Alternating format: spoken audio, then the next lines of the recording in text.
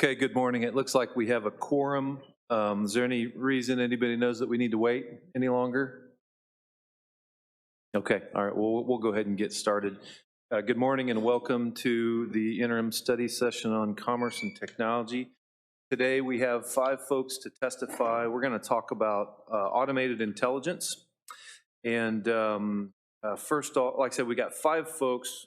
You know, we're scheduled till 1500 or 3 p.m. and hopefully we don't go that long, but I do want to provide as much leeway as possible to committee members to question folks and also for folks to testify. So we're going to talk about what is AI, governance in state government, and the intersection of privacy and AI, privacy, AI, facial recognition, cybersecurity, and the growth of artificial intelligence opportunities for utilization. So first up, Mr. Justin Sheehan is going to testify for master applications. He's got a virtual testimony. I don't know if we've got that teed up. Mr. Sheehan, can you hear us? Yes, I can. Can you hear me? I can. The floor is yours. Excellent. Does everyone see my first slide? We do. Awesome. Well, thank you for the opportunity to testify. My name is Justin Sheehan. I work in the tech and marketing spaces, which have been deeply impacted by artificial intelligence, both from a labor standpoint, but also how we conduct work. And I am looking forward to talking about these topics today. So since I'm kicking off the testimonies today, I will provide just a broad overview of artificial intelligence, talk about the changes and why it's a hot topic now, why governments and states and businesses need to address it.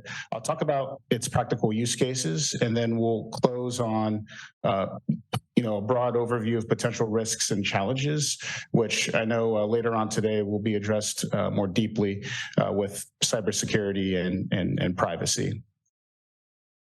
AI is this generation's technological revolution. If I provide just a timeline of different technologies that have impacted our society and our culture in the world, you think about things like the printing press and how it brought books to masses, the telephone, the television, and more recently, the internet, and how that changed the way we interact with information, the smartphone, social media. There are many more. I also think about the assembly line and the radio. But these technological revolutions really impacted the way we communicated, worked, produced, and artificial intelligence is this generation's technological revolution. It's not a fad. It's not something that will necessarily go away. This is something that will impact both positively and negatively every aspect of our work life, our government life, our everyday life. So to provide a quick overview of what is AI, if I'm talking to someone that's never heard of it, AI, it stands for artificial intelligence. It's computers thinking like humans or being human-like. And I'll emphasize like, not replacing or becoming, but thinking like humans. It's the ability for computers, for technology to carry out tasks such as learning, reasoning, problem solving, comprehension, speech recognition, creation, and even visual perception. And AI feels like it's this new thing that everyone's excited about, but actually AI has been a part of our lives for a very long time. If you think about Siri and voice recognition, if you think about Amazon and book recommendations, the credit bureaus and the credit scores, spam filters. I remember back when IBM or one of these companies made a AI chess player and beat the player you see on screen. Autocorrect.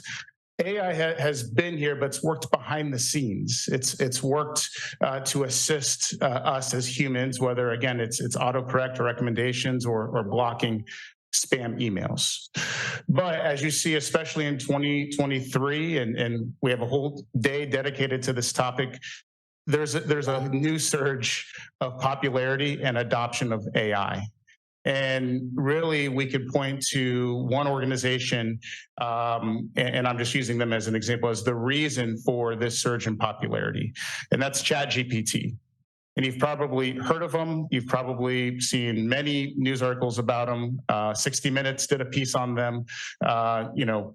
Back in March, every major news outlet has reported on them. And really the numbers that show ChatGPT's adoption is 100 million users have signed up for ChatGPT when it launched back in December in only 2 months. It took Facebook almost 5 years. It took Twitter 5 years. It took Netflix 10 years to get to 100 million users. And ChatGPT, it only took 2 months to get 100 million users. So the question is why, right? I remember back when IBM, for example, they had Watson. You probably saw the Super Bowl ads of it doing some crazy things. And that was back in 2011. Why is AI surging now? Well, the reality is, and if you've ever used it in ChatGPT, and there's other bots out there, but the results are wildly effective and very human-like. And it's something that everyone has access to now.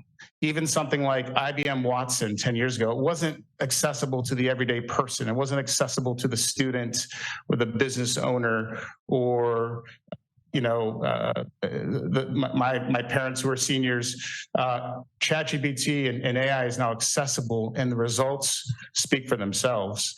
Earlier this year, ChatGPT and other AIs took different standardized tests. One was the bar exam. It scored in the 90th percentile of the bar exam. In the SAT, it scored a 710 out of 800 on reading and writing. And I have a whole list of tests that are in my presentation. But the results are widely effective, but more importantly, they feel human.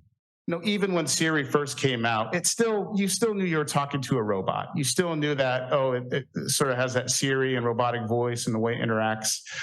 And now AI is very human-like. And the reason is, there's been this evolution, and really what I'm talking about and what you're seeing today is this idea of generative AI.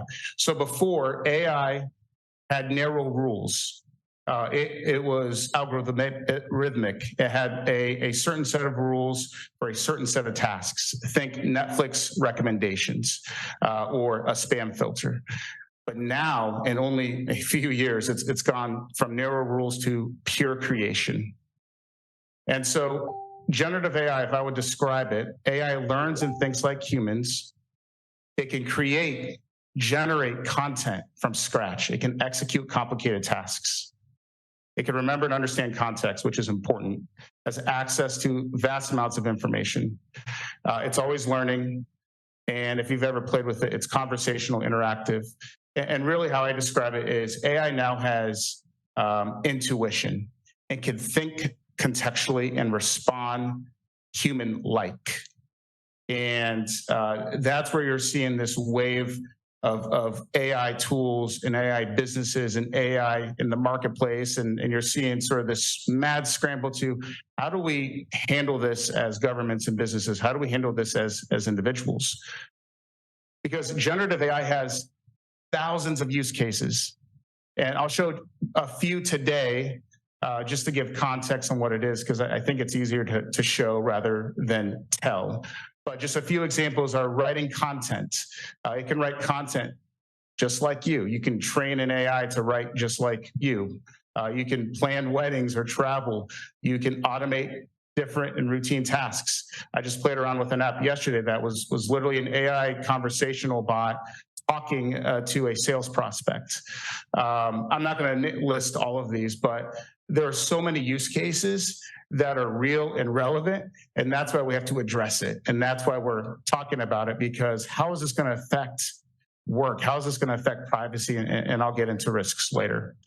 So just a few visual examples. So again, before AI, for the last 20, 30 years has been narrow in focus. Again, helpful, more like an assistant, providing tools. But now it's from narrow to pure creation. It's now thinking like a human.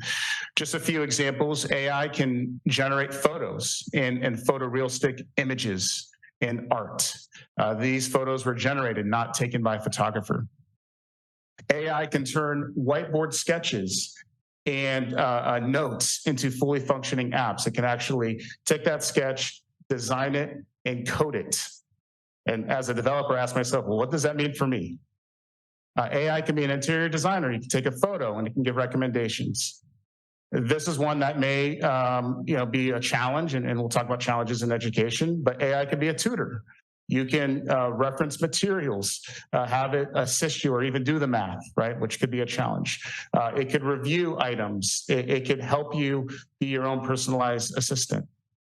I really love this. With generative AI, there are tools now that can provide visual assistance to people who are blind or have limited eyesight, right? So AI can now describe what someone's seeing.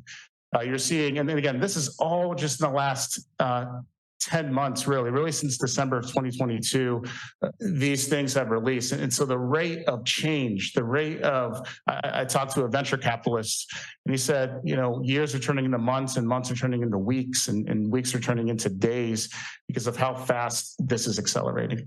AI can be a translator. And this is one of my favorites.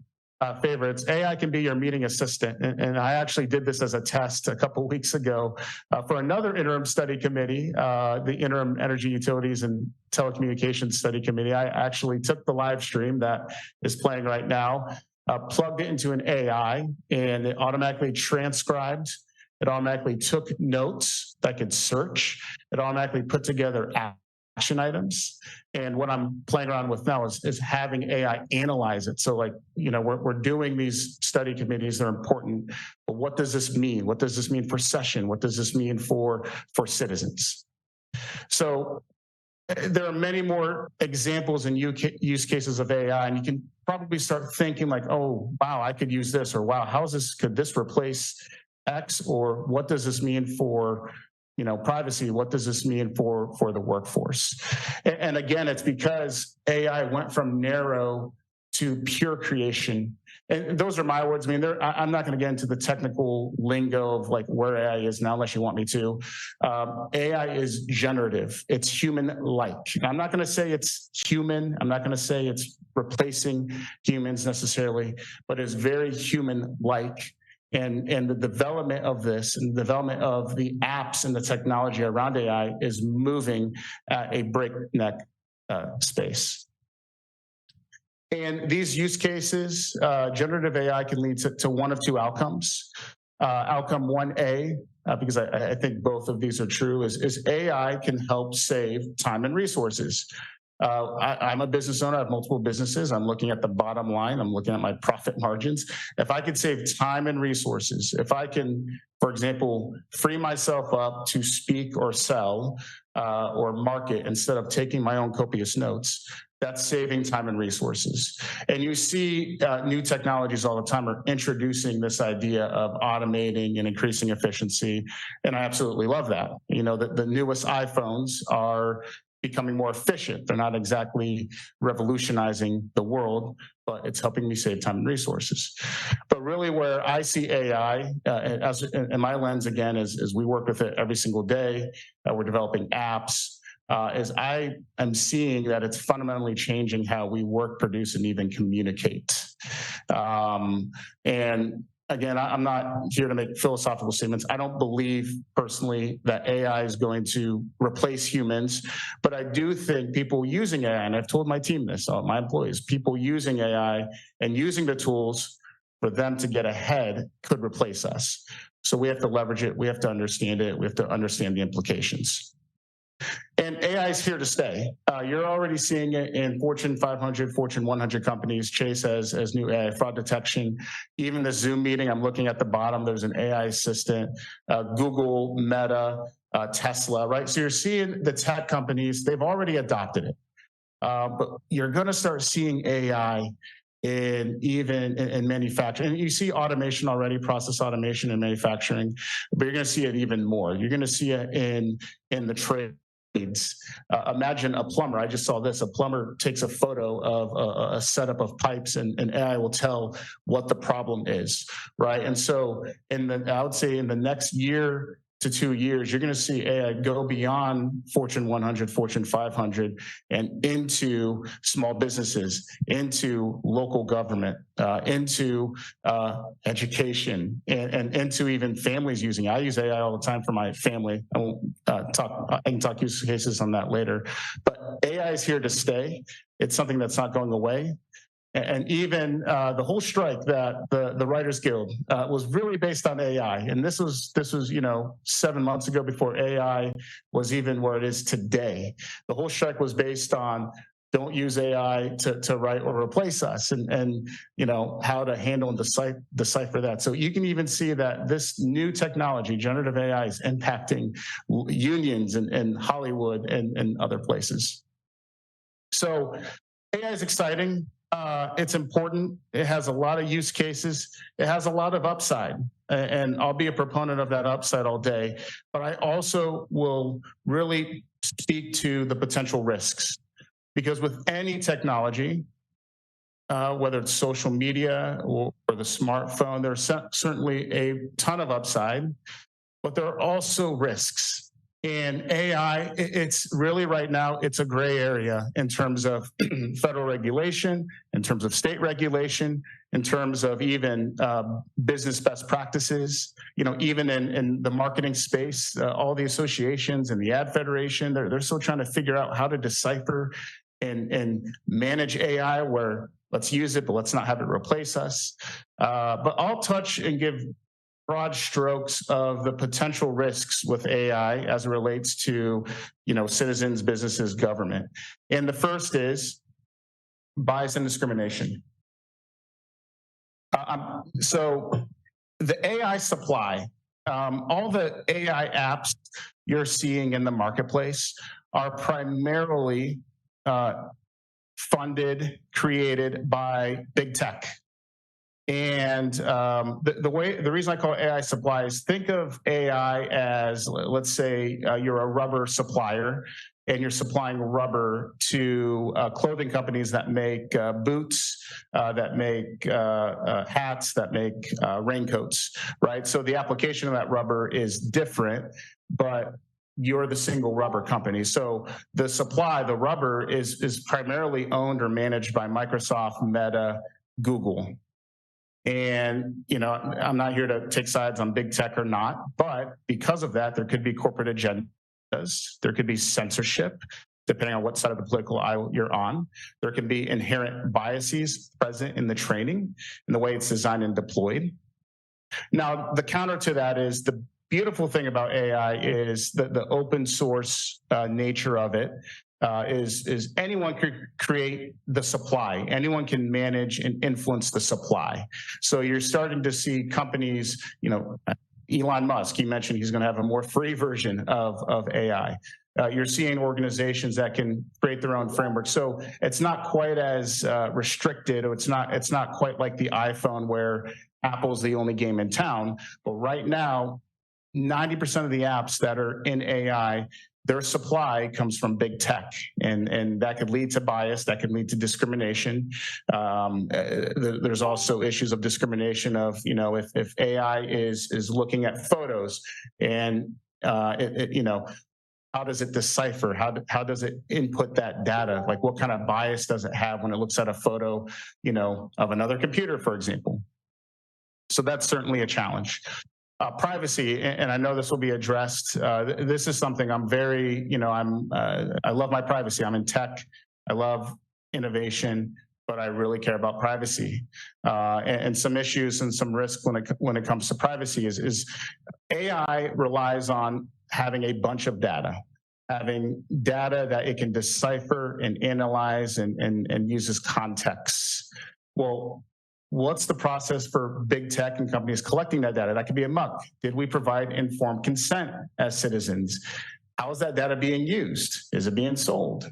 And then really, you're starting to see in the surveillance side, and you'll see articles about how AI is being used to track, people with maybe weapons or certain things, right? Well, what happens if there's a false positive, or what happens if AI says I had a weapon in an illegal, on government property, but I didn't, right? And so again, I'm not taking sides. There's just a lot of unknowns, right? There's a lot of power, but how do we protect privacy with, as it relates to AI? And there's a lot of ways to do it. I'm not here to promote laws or promote regulation or different tools, but I want to inform everyone of the risks. Cybersecurity, right?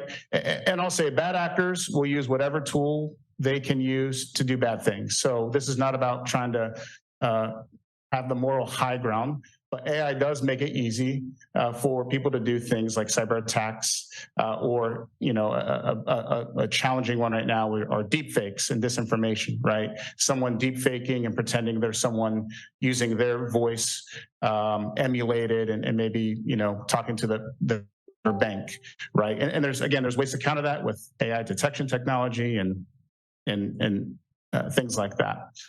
But cybersecurity is another risk.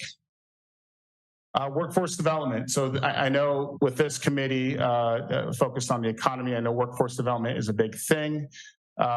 One clear risk is displacement. There will be certainly jobs that are replaced with AI.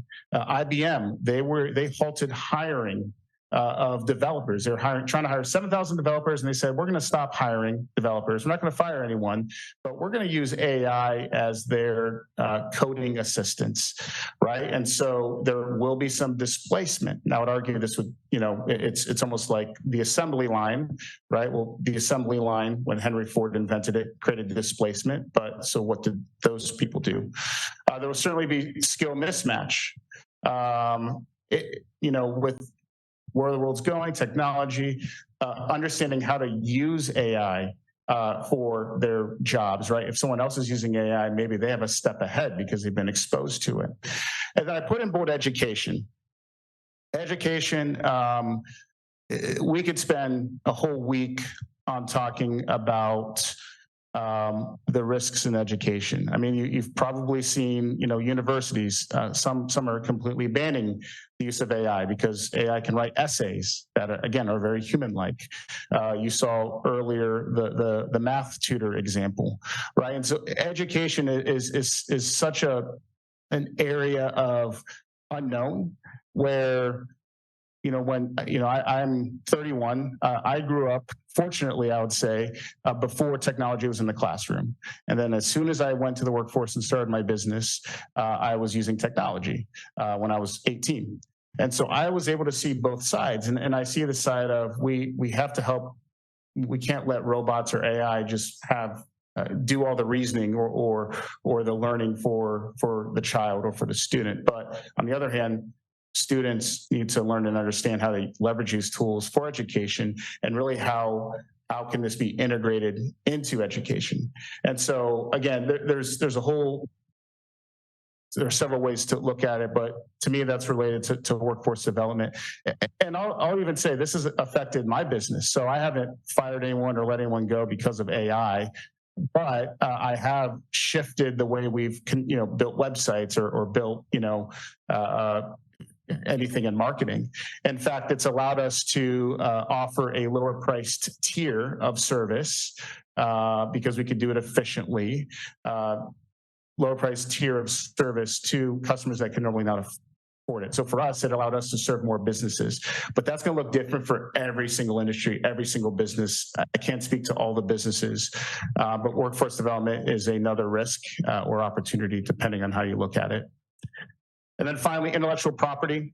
And there's a whole litany of other risks like, the ethics of AI. And I'm a very practical person. So I really look at what are the practical risks, but intellectual property, right? So these images you see, and actually many of the images you've seen in this presentation are AI generated. These images, right? You see two women, right? AI is taking elements and understanding from real people to create these. So who owns that? Does the AI own it? Does the person typing or prompting the AI to create it own it? If it's using elements from someone else's real photo, does that person own it, right? So this is going to be a huge challenge for the creative space, photography, the patent space, when AI is generating this content. Again, it's generating this content from vast database and algorithms that are inputted and captured from ultimately humans, right? So what does that mean? So several challenges, right? Bias and discrimination, privacy, cybersecurity, workforce development, intellectual property. But I'll end with artificial intelligence is this generation's technological revolution.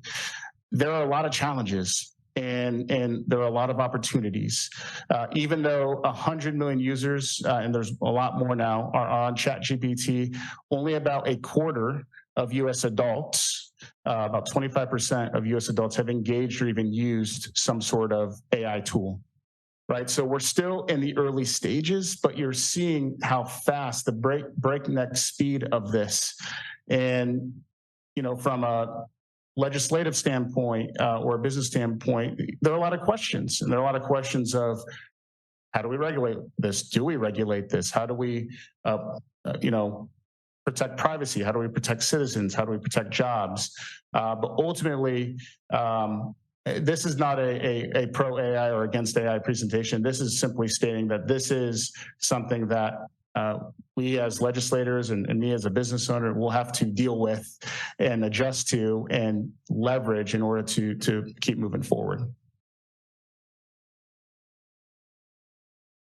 Justin, thank you very much. Are there questions from the committee? Go ahead, sir. Thank you, Mr. Chairman. Thank you, Justin, for your presentation. Pleasure. Exciting and scary at the same time. Absolutely. One thing I guess I would ask you is you gave the 5 potential risks, but one thing you had on one of your earlier screens was you said that AI now has intuition, that it feels human. And yep. Look at the definition of intuition. It's the ability to understand something immediately without the need for conscious reasoning. So we're eliminating the need to reason. And so in all of these potential risks is the fact that this is all technology based. Are we eliminating we're a deliberative body. Things don't quickly in this place because we always seem to find a different path, or we sit down and let's reason together. And so my question is AI, is one of those potential risks going to be that AI will just simply eliminate the need to talk to each other and to actually sit down and have a conversation and try to reason together? What I guess, and if that, maybe my question to you is, what is your biggest concern? You've given the 5 risks, but that's my biggest concern probably is that we're eliminating any human reasoning. What's your biggest concern? Right. Yeah. So to address reasoning, at some level right now, it can eliminate some need for human reasoning. However, so the AI is pulling from the context of whatever data is provided, right? So there is actually still a level of reasoning and input that humans need to do, right? If you just type in on any of these apps, write a press release about AI, it's going to reason off of the current data that it has, but it has no context. So, how I use it is I use AI for reasoning in terms of like helping me brainstorm, but it's an interactive reasoning. It's not replacing that thinking. But it is a concern, right? It's a concern that are we dumbing down society? Are we, making it too easy? And that's why it's important to understand. And that's another issue with the big tech piece is AI is kind of a black box right now. So we know the supplier is rubber, but we don't know exactly what's in that rubber. We just know that what the rubber can do. And that's an issue. I don't think state could, maybe, but I think regulators have to help identify what's inside this black box of AI, because that's going to affect the reasoning that the AI does. The joke has been that since ChatGPT has come out, AI has gotten dumber because the tech companies are afraid of discrimination or taking a political stance. You asked what my concern is. For me, it really is privacy. That's my biggest concern. I don't want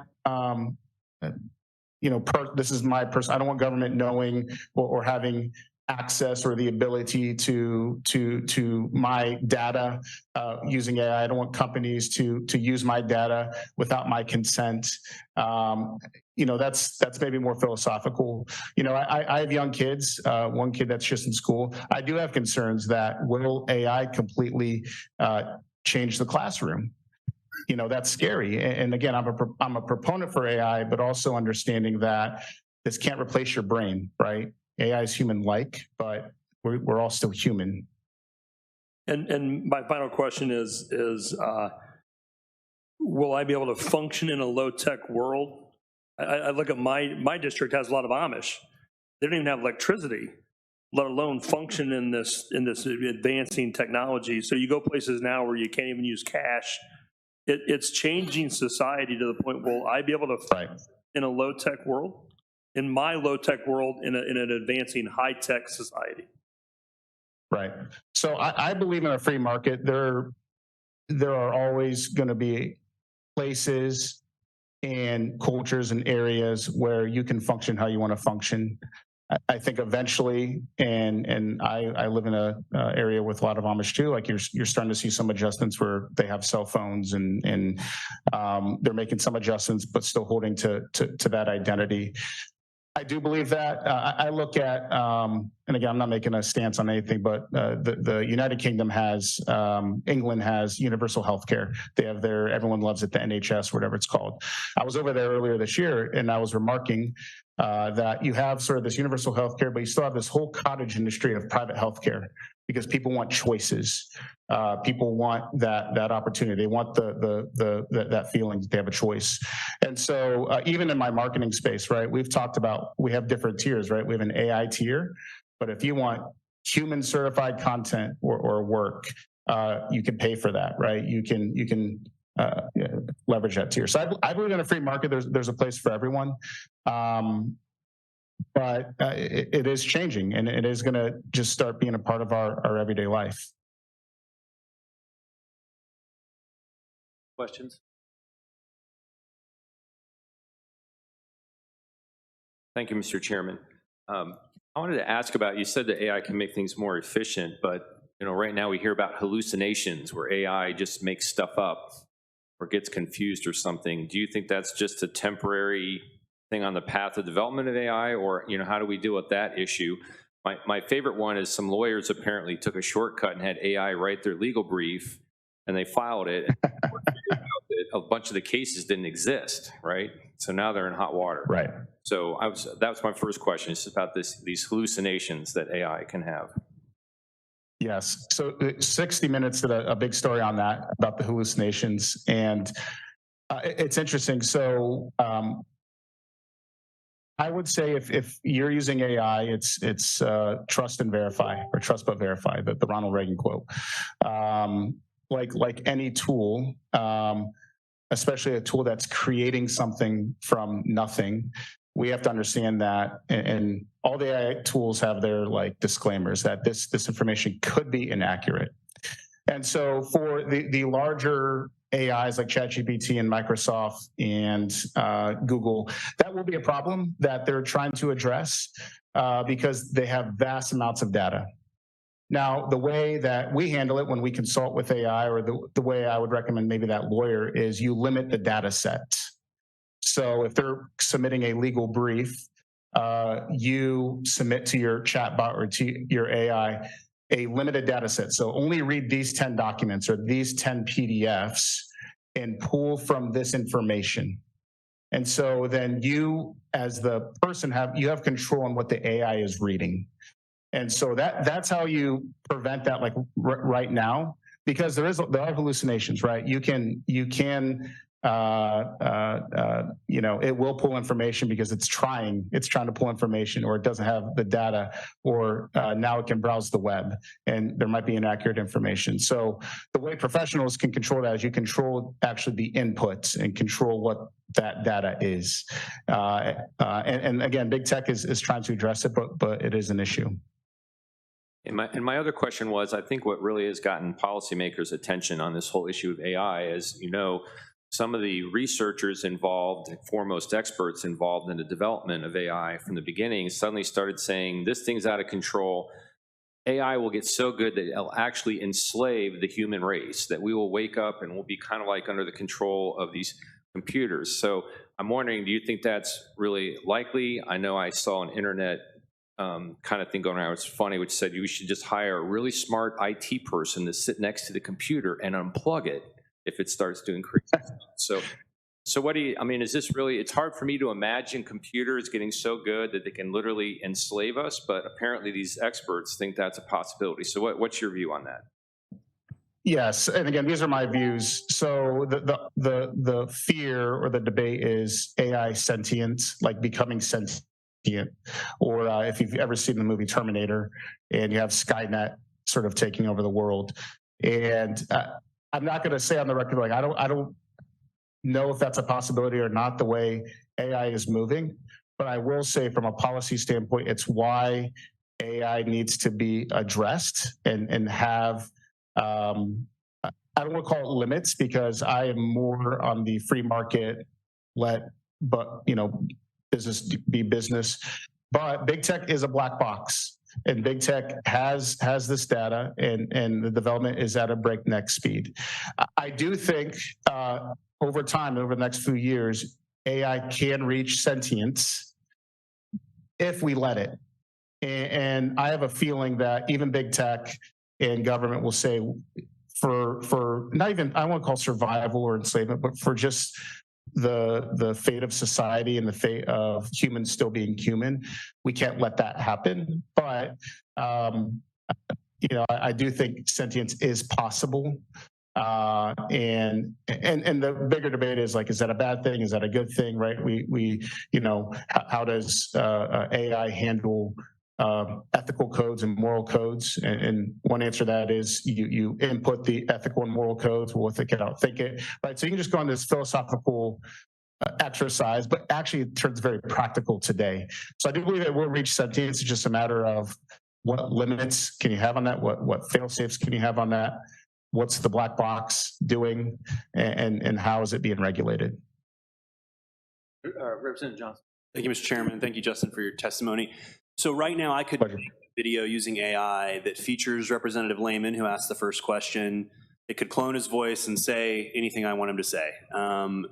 Recognize that. Are any of the major tech companies, now I guess I'll add one other layer of context. As I'm scrolling through Facebook right now, I know that I'm seeing a number of fake images of real people, right? So the one for being fed are celebrities together. They're clearly AI generated. To me, at least, you can see the little bit of filmic kind of layering on it. But that's particularly concerning to me from an election standpoint, from disinformation standpoint. Are you seeing any of these major companies or any states or anything in terms of kind of your level of expertise that are taking steps now to address that kind of use of likeness in a way that is artificial? Right.